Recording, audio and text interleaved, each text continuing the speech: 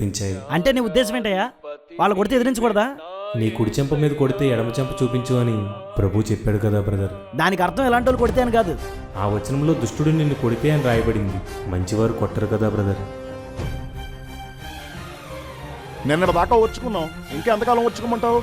అంతం వరకు సహించువాడు రక్షించబడును అని మత్తయి సువార్త 10వ అధ్యాయం 22వ వచనం చెప్తుంది.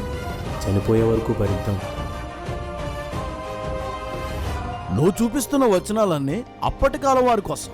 ఇప్పుడు అవన్నీ వర్కౌట్ అవ్వవు. పరిస్థితులు మారాయి, మనుషులు మారారు, టెక్నాలజీ మారింది. కానీ బైబిల్ మారలేదు, మారదు, మార్చకూడదు. తరానికో బైబిల్ లేదు బ్రదర్.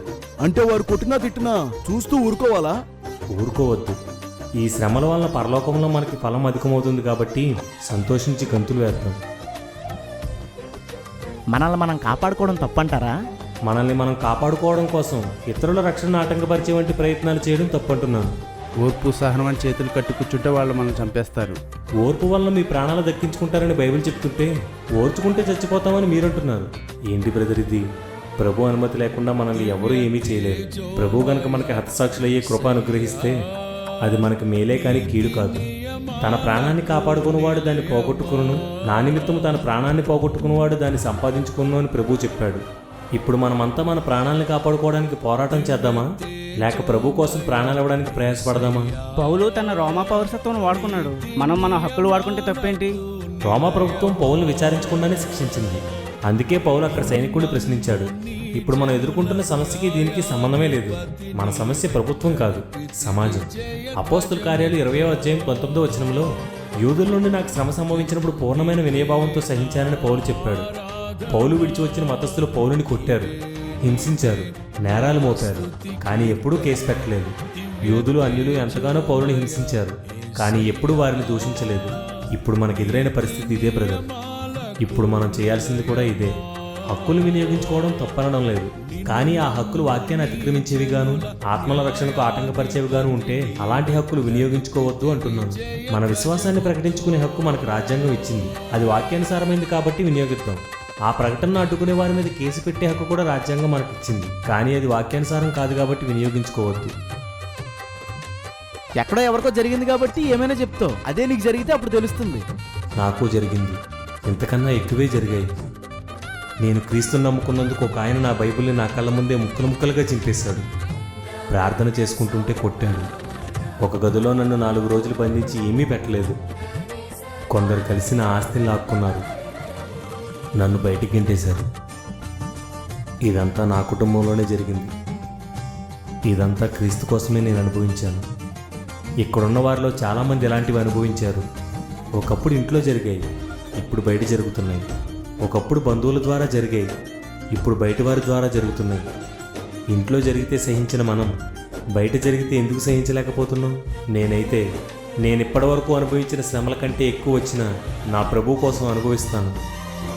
నా నామము నిమిత్తం మీరు సకల జనుల చేత ద్వేషించబడుదురు అని రాయబడింది. ద్వేషించబడుతున్నాం. క్రీస్తు పక్షంగా శ్రమలు అనుభవించడం మనకు విధించబడింది అని రాయబడింది. శ్రమలు అనుభవిద్దాం. వాళ్ళు మన బైబిల్ విమర్శిస్తున్నారు, అలాంటప్పుడు వాళ్ళ గ్రంథాలు విమర్శిస్తే తప్పేంటి? అన్యజనులు నడుచుకున్నట్లు మనం నడుచుకోకూడదని బైబిల్ చెప్తుంది. మనల్ని విమర్శించిన వారిని తిరిగి విమర్శించమని కొత్త నిబంధనలో ఒక్కచోటైనా రాయబడిందా? అలా రాయబడకపోగా మనల్ని దూషించిన వారిని తిరిగి దూషించక దీవించమని, మనల్ని హింసించే వారి కోసం ప్రార్థన చేయమని బైబిల్ చెప్తుంది. బైబిల్ అనే ఒక పుస్తకాన్ని కాపాడే ప్రయత్నంలో అందులో దేవుడు రాయించిన మాటలను అతిక్రమించి పాపం చేస్తున్నాం. రక్షించబడిన వారు కూడుకునే చర్చ అనే ఒక భవనాన్ని కాపాడుకునే ప్రయత్నంలో అనేకుల్ని దూషించి మన రక్షణను కోల్పోతున్నాం. ఇతర మతాల వారిని విమర్శిస్తే ఏం జరుగుతుందో ఎప్పుడైనా గమనించారా? అలా విమర్శించినప్పుడు, అపహసించినప్పుడు ఏం జరిగిందో గమనించారా? వారు దైవంగా భావించే వారిని మనం దూషిస్తే వాళ్ళకి కోపం వస్తుంది, క్రైస్తవులపై అసహ్యం వస్తుంది. వాళ్ళు సువార్తను అంగీకరించరు సరికదా, సువార్తను జరగనివ్వరు. మనల్ని మళ్ళీ వాళ్ళ మతంలో కలుపుకునే ఆలోచన వాళ్ళకి లేదు కాబట్టి మనల్ని దూషించడం వల్ల వాళ్ళకు వచ్చే నష్టమేమీ లేదు. కానీ వాళ్ళని సత్య మార్గంలోనికి తీసుకురావాల్సిన బాధ్యత మన మీద ఉంది కాబట్టి మనం వాళ్ళని దూషించడం వల్ల సువార్తకు నష్టం వస్తుంది. ఇప్పటికే ఆత్మ నడిపింపు లేక కొందరు, ఆవేశంతో కొందరు బహిరంగ సభల్లోనూ సోషల్ మీడియాలోనూ ఇతర మతస్థులు నమ్ముతున్న వ్యక్తుల్ని, గ్రంథాలని అవమానపరుస్తూ కోట్ల మందిని క్రీస్తుకు దూరంగా ఈడ్చుకుపోయారు. బైబిల్ అన్నా క్రీస్తు అన్నా అసహ్యం కలిగేలా చేశారు. వాళ్ళు చేసిన వాక్య విరుద్ధ క్రియల్ని మనం కనపరుస్తూ వాళ్ళని హీరోలు చేశాం. వాళ్ళతో మీటింగ్లు పెట్టించి వాళ్ళని ఇంటర్నేషనల్ చేశాం. అన్ని జనులతో మర్యాదగా మాట్లాడమని, సాత్వికంగా మాట్లాడమని బైబిల్ చెప్తుంటే వాళ్ళని తిట్టి వ్యంగ్యంగా మాట్లాడుతూ మతద్వేషాన్ని రెచ్చగొడుతున్నాం. అపహాసం మారు మనసును పుట్టించదు, మతోన్మాదాన్ని కలిగిస్తుంది. అనేక శ్రమలు అనుభవించి దేవుని రాజ్యంలో ప్రవేశించాలని బోధించడం పోయి విశ్వాసుల్ని రెచ్చగొట్టే ప్రసంగాలు చేస్తున్నారు. వీరి బోధలకు ఎవరైనా ఉద్రేకానికి లోని మతోన్మాదులను కొడితే అంతకన్నా సిగ్గుచేయటం ఇంకేమైనా ఉందా? ప్రపంచానికి శాంతి నేర్పించాల్సిన మనమే సహనాన్ని కోల్పోయి హింసకు పాల్పడితే అంతకన్నా దౌర్భాగ్యం ఇంకేమైనా ఉంటుందా?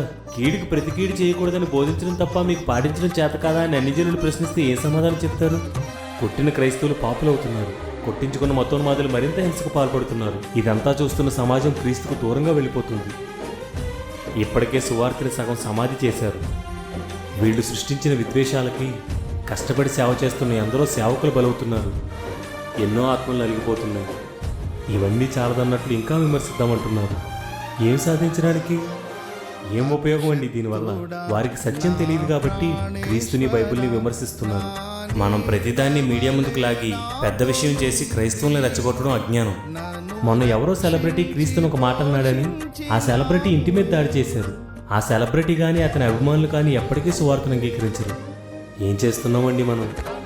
మన సహనాన్ని సకల జనులకు చూపమని బైబిల్ చెప్తుంటే మనల్ని చూసి సకల జనులు భయపడేలా చేయాలని మీరంటున్నారు. ఏం బోధిస్తున్నామండి మనం? బైబిల్ బోధను, క్రీస్తు పోలికను వదిలేసి మీసాలు దువ్వుతూ, ఛాలెంజ్లు చేస్తూ, విమర్శలు చేస్తూ, కౌంటర్లు వేస్తూ ఇతర మతస్థుల్ని రెచ్చగొడుతున్నాం. ఎటుపోతున్నామండి మనం? సుఖంగా నెమ్మదిగా ఉన్నంతకాలం క్రైస్తవుల్లా ప్రవర్తించాం. శ్రమలు, హింసలు వస్తుంటే వాక్యం వదిలేసి పారిపోతున్నాం.